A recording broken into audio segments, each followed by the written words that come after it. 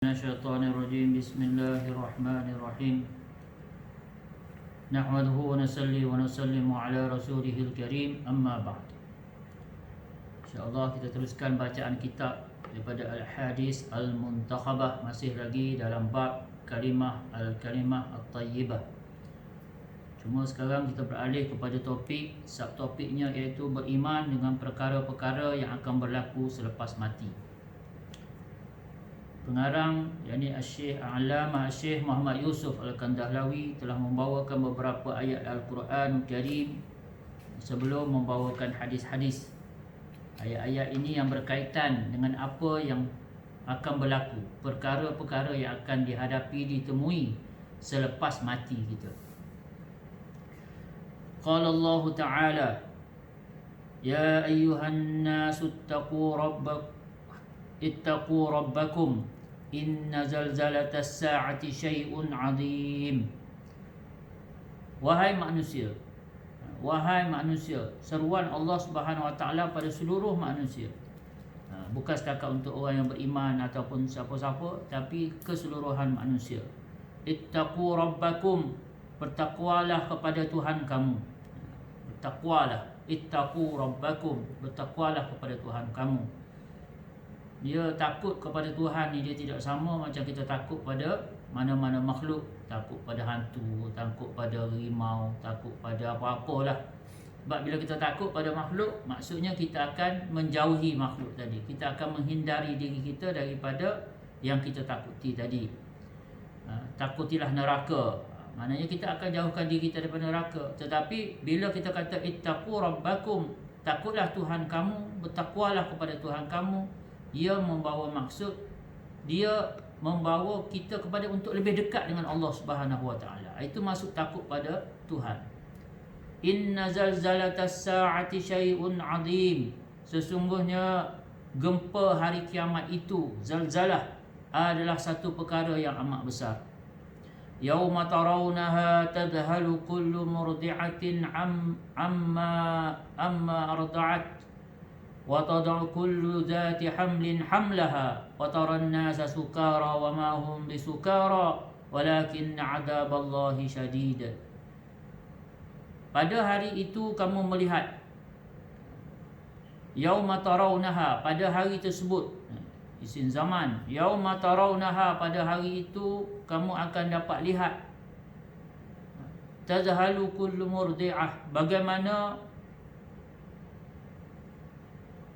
ibu yang menyusukan akan melupakan anak yang disusukan.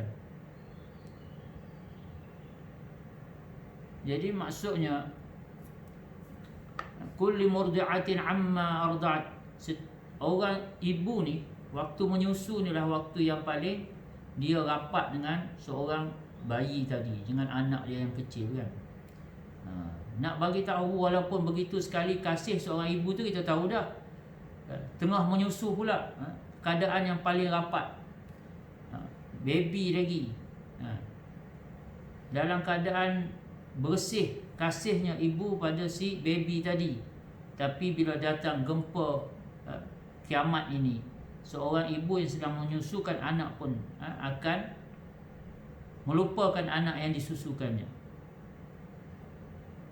Wa tad'u kullu zatin hamlin hamlaha, dan tiap-tiap perempuan yang mengandung akan gugurkan anak yang dikandungkannya. Begitulah kedahsyatan yang Allah Ta'ala gambarkan bila Allah SWT letakkan perkara ini dengan meletakkan gambaran tentang impak kepada peristiwa itu kepada ibu, kepada kaum ibu. Semana kita tahu ibu pada hari ini, dia sanggup dia dululah mati daripada tengok anak dia mati. Dia sanggup dialah yang sakit daripada tengok anak dia sakit. Dia sanggup korbankan apa saja untuk anak dia. Tetapi apabila datang kiamat, semua orang akan lupakan orang lain, sehingga ibu yang sedang susukan anak pun akan lupakan anak yang dia sedang susukan. Sedangkan itulah saat yang paling hampir, paling rapat seorang ibu dengan anak dia. Wa taran nasa sukara wa ma hum bisukara, dan engkau akan lihat manusia dalam keadaan mabuk padahal mereka sebenarnya tidak mabuk. Jadi bengong, jadi mabuk. Seorang kawan saya dia pernah dia ni pilot kan, dia pernah bertugas di satu negeri di Amerika pada masa tu. Dia pun bermalam lah di situ. Dah sampai di situ dan tunggu flight yang seterusnya, dia bermalam, tiba-tiba gempa bumi di hotel tu kan. Memang dia kata orang memang jadi macam orang mabuk semua. Yang telanjang pun ada, yang tak sempat buat apa, pakai turun macam tu saja. Terkejut semua kan malam. Terkejut dan semua memang jadi bingung, jadi tak tahu apa nak buat. Itu baru gempa bumi. Ini satu alam bergempa kan. Wa ma hum bisukar walakinna azaballahi syadid. Semuanya itu terjadi kerana apa? Tetapi kerana azab Allah amatlah berat, lagi menggerikan, sehingga mereka tu jadi macam tu. Ini dalam surah Al-Hajj. Surah Al-Hajj ayat 1 hingga 2. Allah Subhanahu wa taala bentang di hadapan kita bagaimana keadaan yang akan datang apabila kiamat telah tiba. Jadi semoga Allah Subhanahu wa taala hidupkan hati kita untuk kita benar-benar meyakini, beriman dengan apa yang disampaikan oleh Allah Subhanahu wa taala. Bahkan banyak lagi lah dalam ayat-ayat lain, insya-Allah akan menyusul lagi ayat-ayat lain yang telah dipilih oleh pengarang kitab kita, Syekh Muhammad Yusuf Al-Kandalawi, bagi mengmukaddimahkan bab ataupun sub topik beriman dengan perkara-perkara yang akan berlaku selepas mati. Allah Ta'ala beritaufik kita faham, kita dapat hayati dalam kehidupan harian kita, dan sebenarnya kita dapat sampaikan pada saudara kita lain, insya-Allah. A'udzubillahi minasyaitonirrajim. Bismillahirrahmanirrahim. Alhamdulillahirabbil alamin, hamdasy syakirin wa syukru lahu syukrul hamidin. Allahumma shalli ala sayidina Muhammad wa ala alihi wa sahbihi ajma'in. Rabbana ighfir lana dhunubana wa liwalidina warhamhum kama rabbawna shighara. Allahumma anta la ilaha illa anta subhanaka inna kunna minadh dhalimin. Ya Allah, ya Tuhan kami, ya Allah, ya Tuhan kami, Engkau lah Tuhan, Tuhan dunia dan akhirat, ya Allah. Engkau lah yang menguasai kehidupan dunia dan kehidupan akhirat kami, ya Allah. Segala-galanya dalam genggaman-Mu, dalam kuasa-Mu, ya Allah. Wahai Allah, ya Tuhan kami, tidak terlepas suatu apapun daripada ilmu-Mu, ya Allah. Ilmu-Mu meliputi segala sesuatu, segala sesuatu, ya Allah. Wahai Allah, ya Tuhan kami mohon padamu, ya Allah, dengan kasih sayang-Mu, ihsan, rahman, rahim-Mu, ya Allah, ampunlah dosa-dosa kami, ya Allah. Sebelum kami bertemu dengan hari yang kami tak dapat patah balik lagi kepada kehidupan dunia ini, ya Allah.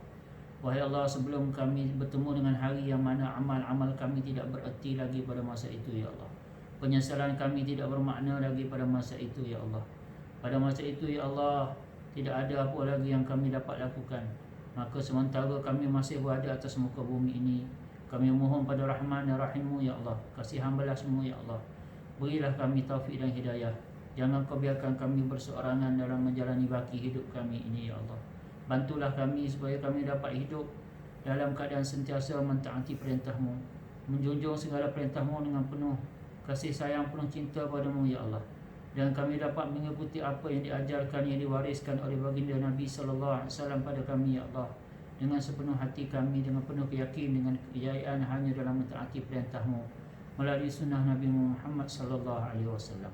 Wahai Allah, ya Tuhan kami, Kau terimalah kami, terimalah iman kami, terimalah amal kami, ya Allah. Walaupun penuh dengan kekurangan, kecacatan, kecelaan, tapi Rahman dan Rahim-Mu lah yang kami berharap. Wahai Allah, bantulah kami, bantulah kami. Ihdinas siratal mustaqim, siratal ladzina an'amta 'alaihim minan nabiyyin was-siddiqin wasyuhada'i was-salihin wa hasuna ulaika rafiqa. Rabbana atina fid dunya hasanah wa fil akhirati hasanatan wa qina adzabannar. Sallallahu ala sayyidina Muhammad wa ala alihi wa sahbihi wasallam. Subhana rabbika rabbil izzati amma yasifun wa salamun alal mursalin walhamdulillah.